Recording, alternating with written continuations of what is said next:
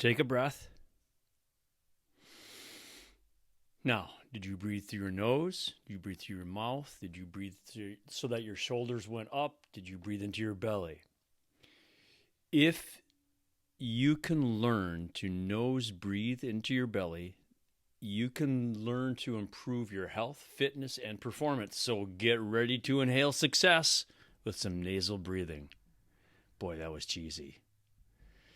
Welcome to the Unleash Your Everyday Athlete video podcast. I am Paul Warlowski, head coach and owner of Simple Endurance Coaching. Each week we talk about one thing that seems to be working for everyday cyclists and runners to empower everyday ordinary people to achieve extraordinary fitness and performance. Subscribe to the podcast below.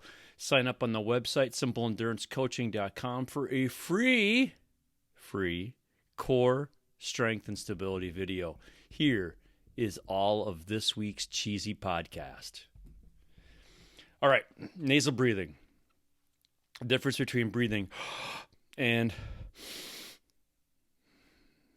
So here are some things about nasal breathing that make it better than mouth breathing. It filters and warms your ears because you've got those little hairs in your nose and then your sinus, it warms everything up.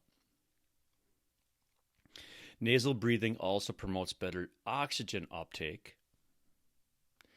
in your bloodstream by increasing the nitric oxide production in the sinuses. So there's a lot that goes on, but essentially, if you can breathe through your nose, you can learn to tolerate more CO2, which then in turn allows more blood oxygen to come from your blood. Nasal breathing also activates the diaphragm. It's that spot kind of underneath your rib cage that expands down when you breathe. If you are a singer, you've learned how to use your diaphragm.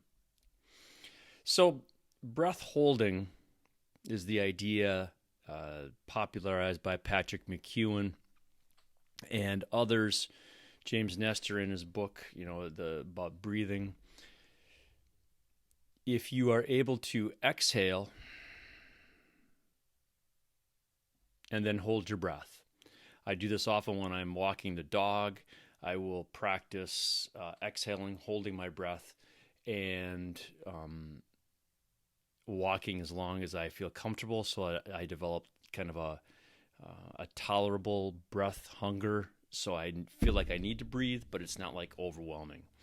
What this does is, because there's more carbon dioxide in your system, that allows more oxygen to come out of your blood that has been oxygenated and into your system, so you're able to use more.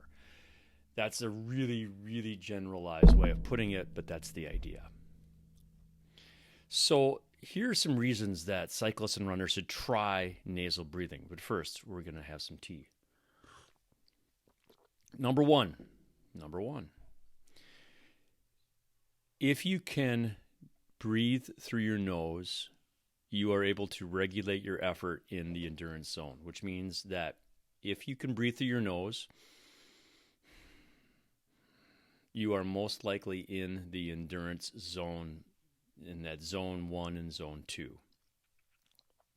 Nasal breathing will also help calm you because it decreases your central nervous system activation. It can be cleaner air because it's filtered.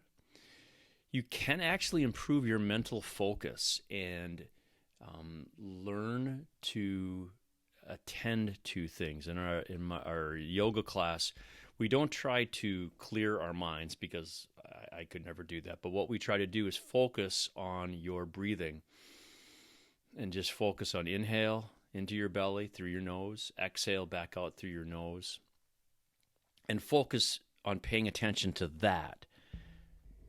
That helps improve your mental focus. Finally, with the nasal breathing and down into your diaphragmatic breathing, so instead of breathing out from your collarbones or your chest, you're breathing down and expanding. You get better posture and core control with that kind of diaphragmatic breathing. There's a lot that goes into nasal breathing, and if you're interested, read Patrick McEwen's books, James Nestor's book. Here are some steps to become better at nasal breathing. First of all, start by becoming aware of how you breathe now.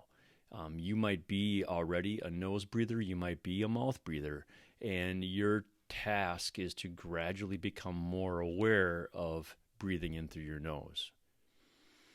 Start with shorter workouts, low intensity activities. Like I mentioned, taking the dog for a walk is where I do a lot of breath practice, and I work on inhaling in through my nose, keeping my mouth shut. I will also tape my mouth shut in low intensity activities when I'm on my bike doing in indoors, because it's harder to do outdoors. But I will keep my mouth taped shut so that I'm able to practice and remember to breathe through my nose. Number 3 is to gradually increase the duration and intensity of your workouts. So basically getting up to that point where you are able to be at your endurance zone for the whole time and breathe through your nose. The idea is also that you can partially breathe through your nose by sticking your tongue on the upside of your teeth so that you're breathing in through your mouth in really high intensity work, but there's also a lot of air coming in through your nose. Number 4, one technique is alternate nose breathing, where you close one nostril, inhale, close the other nostril, inhale, and just go back and forth. And again, work on trying to open up your breathing so that you're able to breathe through your nose more effectively. Number 5 is practicing during alternative activities such as yoga, especially yoga, and strength activities when you're strength training. So for instance, in yoga, we always start classes, besides a stupid dad joke, we always start with breathing practice and attending to our breathing and really focusing our attention on the inhale and exhale, trying to be active inhale, passive exhale, active inhale, passive exhale, so that you can also practice in your strength or yoga sessions where the work is the exhale. So whether you're turning into a pose, whether you're pushing a weight, that is the exhale. The lowering is the inhale, like if you're doing a chest press, you're coming down, or you're getting set up into the pose is also the inhale. So thanks for watching this shorter version of an Unleash Your Everyday Athlete video podcast. There's so much about breathing that we are just scratching the surface and wanting to get you thinking about your breath practice, especially just simply making that switch from breathing through your mouth to your nose. I'm Paul Werlowski, head coach and owner of Simple Endurance Coaching. Find the full article where I go a little bit more in detail below.